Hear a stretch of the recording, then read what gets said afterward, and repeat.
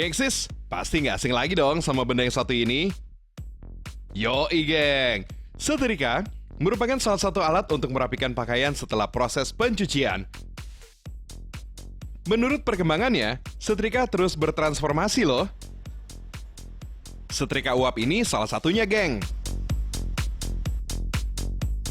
Yap, setrika uap ini banyak sekali digunakan bagi para pebisnis jasa cuci baju atau biasa dikenal dengan laundry. Mereka nggak perlu menyetrika dengan setrika manual, geng. Cukup dicolok ke sumber listrik, lalu menggunakan uap sebagai pelicin pakaian. Selain laundry, yang biasa menggunakan setrika uap ini adalah para pekerja di bidang fashion, geng. Mereka pasti memanfaatkan setrika uap yang jauh lebih modern untuk merapikan pakaian yang akan ditampilkan di atas panggung. Konon, setrika uap ini sangat praktis dan sangat cocok untuk bahan-bahan yang licin dan halus. Ngomong-ngomong setrikaan nih, Gexis pasti kangen kan sama setrika arang?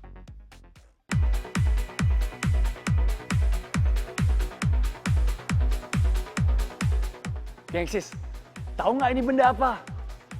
Setrikaan arang eksis abis. Wow, ini jadul banget, geng. Vintage abis. Benda yang satu ini emang eksis banget, geng. Meski keberadaannya sudah mulai tergeser, tapi masih ada loh yang memproduksi setrika arang ini. Mumpung masih di Jawa Tengah nih, kita melipir dulu yuk ke daerah Klaten untuk melihat seperti apa sih proses pembuatannya. Let's go!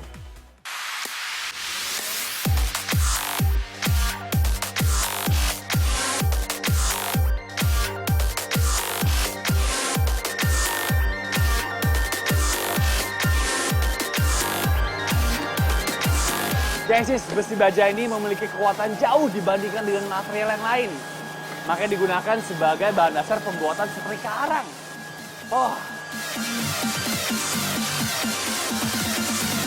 Besi-besi bekas ini dimasukkan ke dalam lubang untuk proses peleburan dengan suhu 1300 derajat Celcius.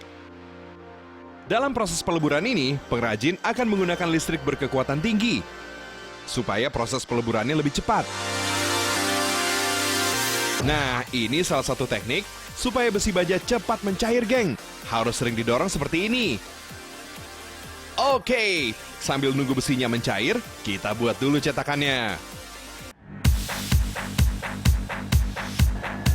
Gengsis, ini unik banget nih, karena media untuk mencetak setrikaannya adalah pasir nih. Kenapa? Karena pasir adalah penyerap panas yang baik. Jadi ketika cairan logam dimasukkan, langsung saja membentuk sesuai dengan cetakan setrikaannya. Awesome! Untuk proses pencetakan, ada dua bagian nih yang harus dibuat, yaitu cetakan bagian bawah dan cetakan penutup di bagian atas. Alright, kita buat dulu nih cetakan bagian bawah yang berfungsi sebagai wadah arangnya. Isi cetakan dengan pasir halus. Kemudian, buat lubang pada pasir. Lalu, tanam di dalamnya. Oke, selanjutnya, berikan magnesium yang berfungsi sebagai pelapis baja.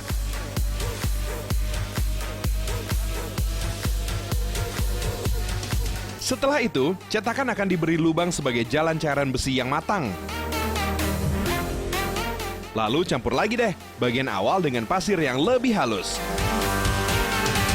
Dan tutup kembali menggunakan pasir lalu ditumbuk supaya lebih padat.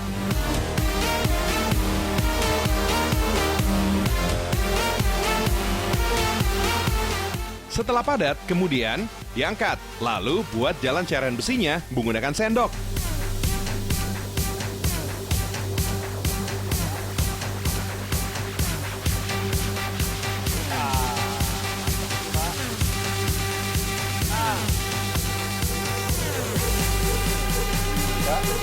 Cetakan wadah arangnya udah siap nih, geng.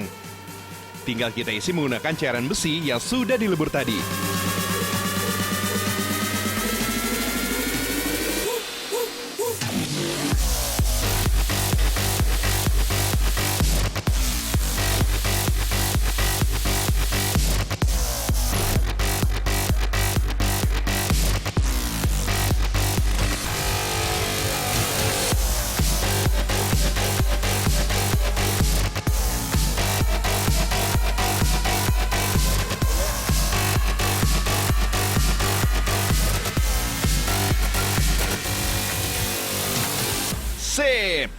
Dalam hitungan menit, setrika arangnya sudah bisa diangkat.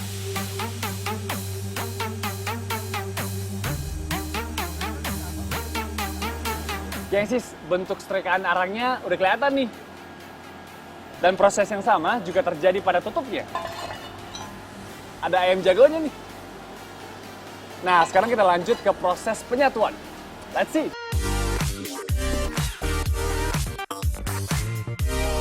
Pertama, kita bersihkan dulu nih pasirnya. Kemudian, potong bagian-bagian yang tidak dibutuhkan dalam bentuk setrika. Lalu, haluskan menggunakan mesin.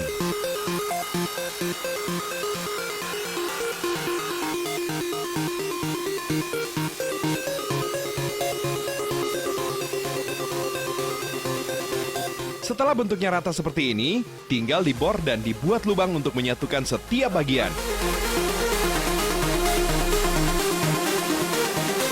Tahap penyatuan ini menjadi hal terpenting dalam proses pembuatan setrika arang, geng. Lubangi terlebih dulu, lalu pasangkan bagian demi bagian.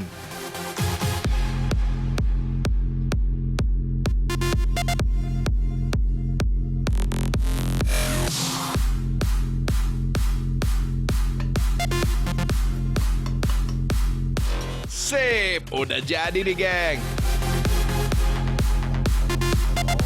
Jangan lupa pasang ayam jagonya ya. Yoi, si ayam nangkring ini adalah ikon dari setrika arang khas Klaten, geng. Ikon sekaligus alat kunci ini menjadi salah satu keeksisan dari setrika arang ini loh.